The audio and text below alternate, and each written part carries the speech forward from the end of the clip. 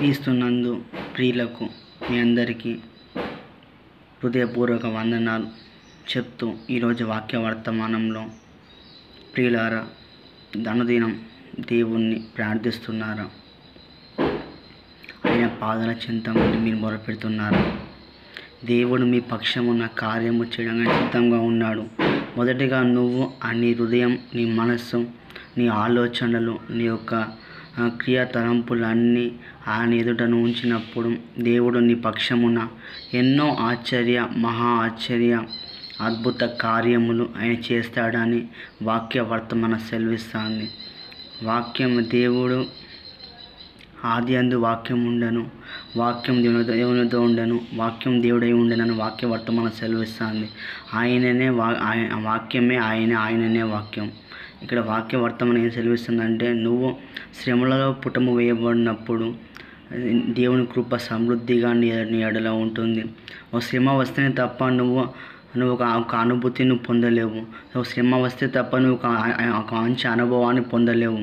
అందుకే దేవుడు అప్పుడప్పుడు నీకు కొన్ని నీకు శ్రమలు నీ జీవితంలో అనుమతిస్తున్నాడు. ఎందుకంటే నా బిడ్డ నా యందు ఎలా ఉంది, విశ్వాసంతో ఉందా, నిరీక్షణతో ఉందా, ఆయన దేవుడు పరీక్ష పెడతాడనమాట.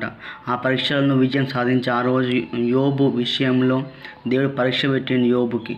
కానీ యోబు ఆ పరీక్షలో ఆయన విజయం సాధించి, నువ్వు కూడా ఈ ప్రతి పరీక్షలో దేవుడు పెట్టే ప్రతి పరీక్షలో నువ్వు విజయం సాధించాలంటే మొదటిగా నువ్వు ఆయన ఎడల విశ్వాసం ఉంచాలి, నమ్మకం ఉంచాలి, నిరీక్షణతో ఆయన కార్యం కొరకు ఎదురు చూడాలి అని ఇక్కడ వాక్యం వర్తమానం సెలవిస్తుంది.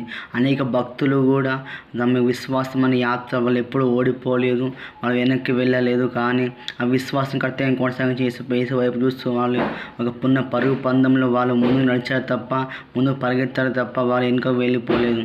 నువ్వు కూడా ముందుకు నడవాలని వాక్య వర్తమానం సెలవిస్తుంది. నువ్వు మొదటగా ఆయనని అడుగు, ఆయనను వేడుకో, ఆయన ఎదుట నువ్వు ఉండాలి, ఆయనను నువ్వు ఆశ్రయించాలి. ఆయనను గొప్ప చేసినప్పుడు నువ్వు ఆయన మొరపెట్టినప్పుడు ఆయనకు ఉత్తరం ఇచ్చే దేవుడు. గ్రహింపలేని గొప్ప సంగతులు నీకు బయలుపరిచే దేవుడు.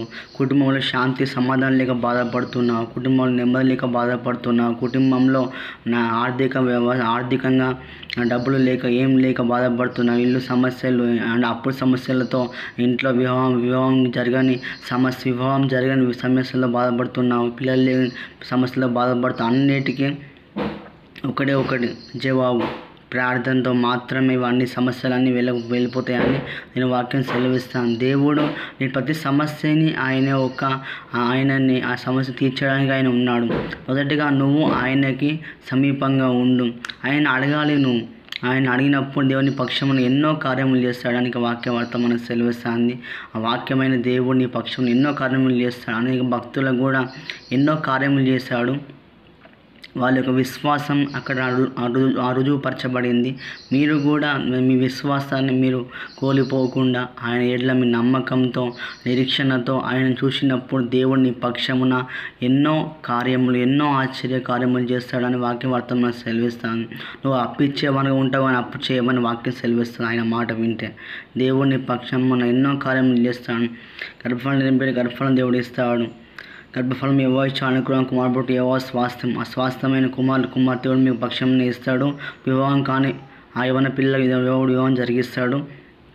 నీ పక్షమును దేవుడు గొప్ప కార్యములు చేసి ఉద్యోగం లేని వారికి ఉద్యోగం ఇస్తాడు, పనులు లేని వారికి పనులు సిద్ధపరుస్తాడు. ఆ పనులు కూడా దేవుడు అభివృద్ధి కలిగిస్తాడు.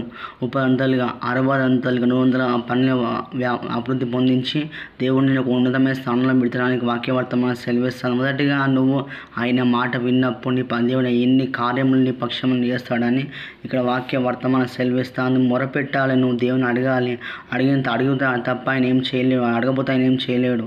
వాడు తప్ప ఆయన అన్ని కార్యములు చేశాడు కనుక మొదటిగా నువ్వు దేవుణ్ణి గొప్ప చేయాలి, ఆయన నామాన్ని నువ్వు వెతకాలి, ఆయనని గొప్ప చేయాలి, ఆయనని స్మరించాలి. ఆయనని ఇంకేం చేయాలంటే నువ్వు పొందిన ఈ రక్షణని అన్ని జనులకి బోధించాలి.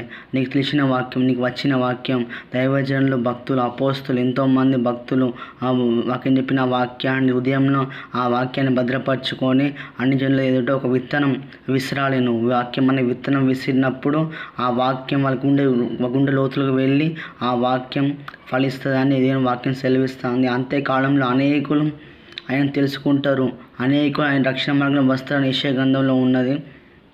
మీరు మొదటిగా ఆయనను చూడాలి, ఆయన గొప్ప చేయాలి.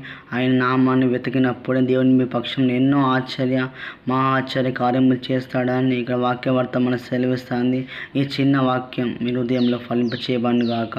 ఆమేన్. God bless you.